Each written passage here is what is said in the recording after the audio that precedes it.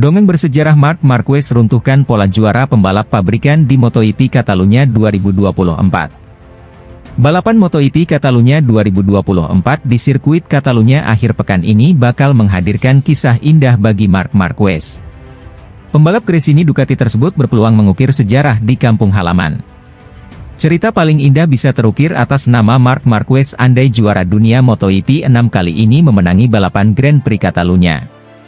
Berbicara kemenangan, Marc Marquez memang bukan rajanya sirkuit Catalunya.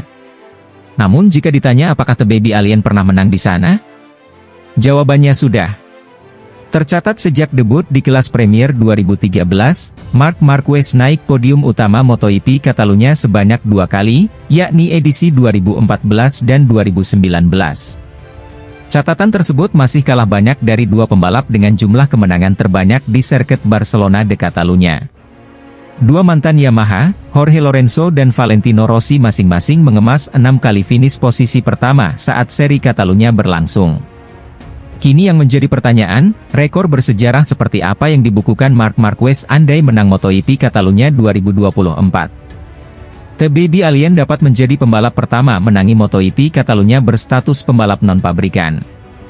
Alasan Marc Marquez buat cerita paling bahagia dengan menang MotoGP Catalunya 2024 mengantarkan skuad MotoGP satelit Ducati, Gresini Racing jadi tim MotoGP satelit pertama menang di sirkuit Barcelona Catalunya.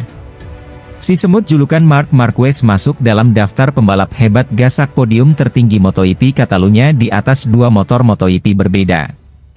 Di sisi lain, opsi tak diduga tersedia untuk Bastianini. Enea Bastianini coba mempertahankan kursi pabrikan Ducati miliknya, tapi opsinya terus bertambah. Enea Bastianini memiliki opsi ketiga saat dia bertarung untuk motor 2025. Pembalap pabrikan Ducati itu coba mempertahankan posisinya di tim untuk musim depan dari ancaman Marc Marquez dan Jorge Martin. Jika akhirnya Bastianini kehilangan kursinya, dia tampaknya akan ditawari posisi di Aprilia untuk 2025.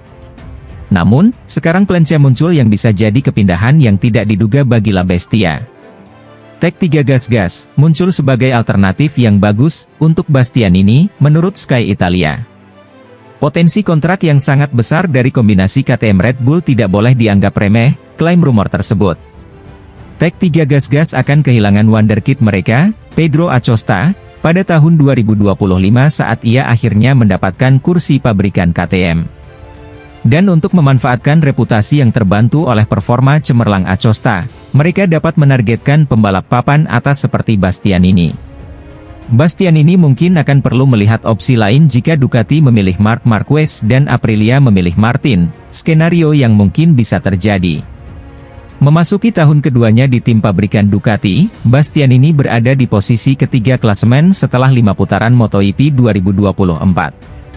Ia bahkan mengungguli rekan setimnya sekaligus juara bertahan Pecco Bagnaia usai MotoGP Prancis di Le Mans akhir pekan lalu.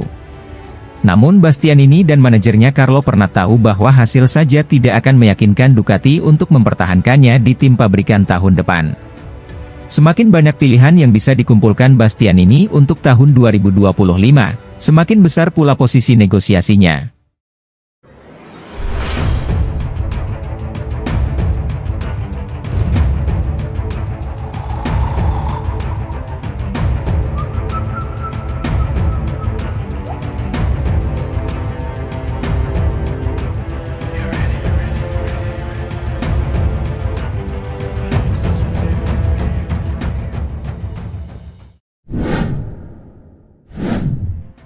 Pembalap Gresini, Marc Marquez, mengandalkan pengalaman, naluri, dan juga keberuntungan untuk menjalani salah satu start terbaik musim MotoGP 2024 di sirkuit Le Mans, Prancis. Setelah tersingkir secara mengejutkan di Q1 MotoGP Prancis 2024, Marquez bangkit kembali dari posisi ke-13 dengan performa yang menakjubkan pada sprint race saat ia finish kedua di belakang juara, Jorge Martin. Rencananya adalah permulaan itu tidak saya bercanda. Hari ini kami melakukan satu langkah pagi ini dan saya mulai merasakan motornya, kata Marquez dilansir dari Crash. Kami belajar banyak akhir pekan ini. Kami belajar banyak hal dan pada Jumat itu kami melakukan beberapa kesalahan dan mengambil arah yang salah. Tetapi hari ini kami bereaksi namun masalahnya adalah Q1 sangat sulit dan saya tidak yakin, aku Marquez. Saya lalu bisa menunjuk bendera kuning dan mengatakan kesalahan besar, tetapi saya tidak yakin. Saya merasa memiliki kecepatan, tetapi saya tidak menunjukkannya. Pada sprint race Anda bisa melihat startnya, lap pertama, tetapi yang terpenting adalah lap berikutnya. Kecepatan terendah 31 detik dan tertinggi 30 detik, mirip dengan Martin dan Bezzecchi yang menjadi yang tercepat di trek balap dan itu yang paling penting dan membuat saya bahagia. Marquez tersingkir dari bagian pertama kualifikasi setelah lap akhir dari Miguel Oliveira. Hal ini membuat mantan pembalap Honda itu keluar dari 2 posisi teratas. Namun, juara dunia 8 kali itu melawan dengan gaya yang brilian saat ia memperoleh 9 tempat pada lap pertama. Banyak di antaranya yang dibuat-buat di awal saat ia melewati sisi luar Fabio Quartararo, Pedro Acosta, dan Jack Miller di tikungan 2. Tentu saja start dan lap pertama adalah kunci balapan, aku Marquez. Itu benar, tetapi permulaannya terkadang berdasarkan insting, terkadang Anda perlu sedikit keberuntungan. Tentu saja kami melakukan awal yang sempurna dan saya berkonsentrasi penuh untuk melakukannya.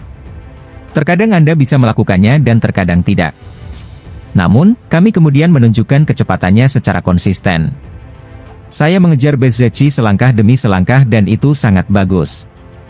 Namun, apakah Marquez bisa mengulang momen yang sama pada balapan utama MotoGP Prancis 2024? Hal terburuk hari ini adalah posisi ke-13 saat start, ujar Marquez. Saya tersingkir dari Q2 dan itu adalah penalti terbesar di akhir pekan, tetapi kami harus melupakannya dan mencari yang terbaik. Besok mungkin kondisinya lembab jadi kami perlu memahami dan mencoba mengambil manfaat maksimal dari situasi ini, pungkasnya. Di sisi lain, pembalap Italia, Francesco Bagnaia kembali gagal finish dalam balapan sprint untuk kedua kalinya. Bagnaia mundur dalam sprint MotoGP Prancis setelah hanya 3 lap, sebelumnya dia terjatuh dalam sprint di Jerez. 2 sprint dengan raihan 0 poin, hal ini membuat Bagnaia cukup kecewa. Berbicara setelah balapan, Bagnaia mengakui bahwa dia mulai mendeteksi masalah pada motornya di lap pemanasan, sehingga dia melakukan start dengan sangat buruk. Rider Ducati Lenovo itu terjun bebas dari posisi start kedua ke urutan ke-15 dan nyaris terjatuh di tikungan 7, melebar dan memilih untuk tidak melanjutkan balapan. Tidak tahu.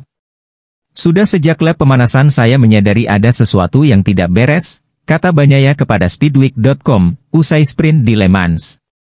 Saya melakukan WLY di awal dan kemudian menurun dari sana. Di tikungan 6, roda depan saya ambruk dan saya melaju terlalu jauh di tikungan berikutnya. Tidak ada yang berhasil, jelas Bagnaia dengan nada frustrasi.